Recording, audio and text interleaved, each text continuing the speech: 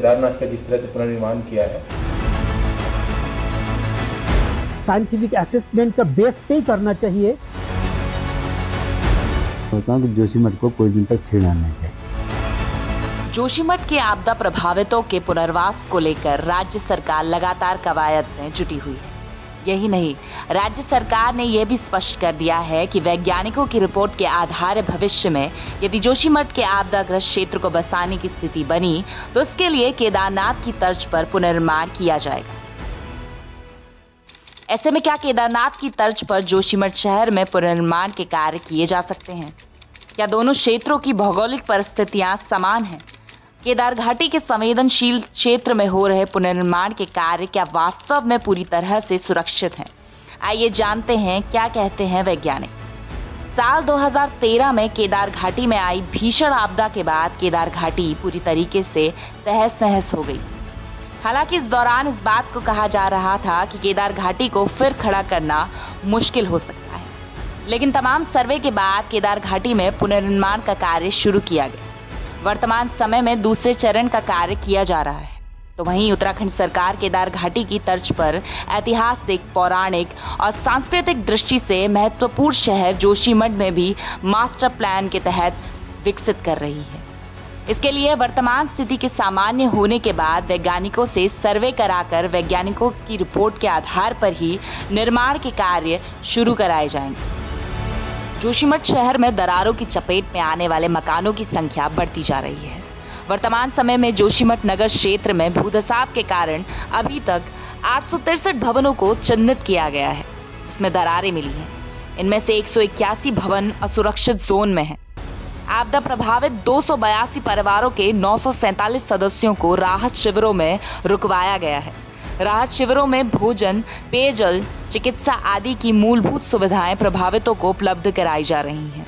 इसके साथ ही चमोली जिला प्रशासन के मुताबिक अभी तक 585 प्रभावितों को 388.27 लाख की धनराशि वितरित की जा चुकी है। दरअसल जोशीमठ शहर ऐतिहासिक, पौराणिक और सांस्कृतिक दृष्टि से महत्वपूर्ण है। यही नहीं, बद्रीनाथ धाम का रास्ता जोशीमठ से होकर गुजरता है। यही वजह है कि राज्य सरकार जोशीमठ शहर के प्रभावितों के विस्थापन और पुनर्वास के साथ ही शहर को फिर से बसाने के कार्य पर जोर दे रही है। वहीं आपदा प्रबंधन सचिव रंजीत कुमार सिन्हा ने बताया कि जिस तरह से केदार घाटी में पुनर्निर्माण के कार्य किए गए, उसी तर्ज पर जोशीमठ शहर भी पुनर्निर्माण के कार्य किए जाएंगे। लिहाजा जोशीमठ शहर को अच्छा बनाया जाएगा। जब जोशीमठ का पुनर्निर्माण करेंगे, जैसे हमने केदारनाथ का जिस तरह से पुनर्निर्माण किया है, उसी तर्ज पे हम जोशीमठ का भी पुनर्निर्माण करेंगे और अच्छा बनाएंगे। वहीं वाडिया के रिटायर्ड हिमनंद डॉक्टर टीपी डोभाल वैज्ञानिक ने बताया कि जोशीमठ शहर की जो स्थिति है उसे देखते हुए फिलहाल जोशीमठ शहर को अभी कुछ समय के लिए ना छेड़ा जाए, जब तक जोशीमठ शहर अपने स्टेबल जोन पर ना आ जाए, क्योंकि अगर अभी से ही जोशीमठ शहर में छेड़छाड़ करेंगे तो दिक्कतें और अधिक बढ़ने की संभावनाएं काफी अधिक हैं। होता हूँ कि जोशीमठ को कोई दिन तक छेड़ना नहीं चाहिए, जब तक थोड़ा सा वो स्टेबल ना हो जाए, अपना पोजीशन न ले लें। और एकदम से अगर हम ये करना शुरू कर देंगे तो नुकसान भी ज़्यादा हो सकता है।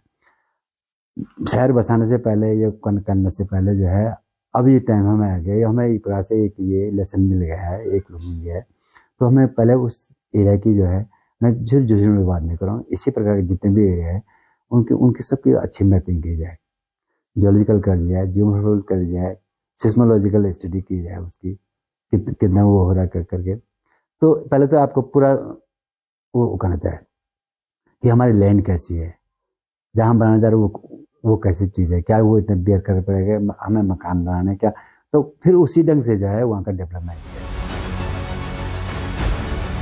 केदार घाटी की तर्ज पर जोशीमठ शहर में पुनर्निर्माण किए जाने के सवाल पर वाडिया के निर्देशक कालाचंद साई ने बताया कि जो snow covered region, slope celebrity region और अर्थक्वेक से आपदा आने के साथ ही बहुत सारे नेचुरल सेक्टर जुड़े हुए हों, ऐसे में कोई भी कदम उठाने से पहले साइंटिफिक असेसमेंट कराए जाने की आवश्यकता है। जहाँ पर आपका स्नो कवर्ड रीजन है, जहाँ पर आपका स्लोप इंस्टेबिलिटी है, जहाँ पर आपका अर्थक्वेक से आपदा आने का है, बहुत तरह नेचुरल फैक्टर जहाँ पर जुड़े हुए हैं, क्लाइमेट चेंज भी इसके साथ साथ रोल प्ले कर रहा है। हर कदम उठाने के पहले हम लोगों को उस जगह का बहुत ज्यादा साइंटिफिक असेसमेंट का बेस पे करना चाहिए और उसके बेस से इधर उधर जाने से खतरा पैदा हो सकता है।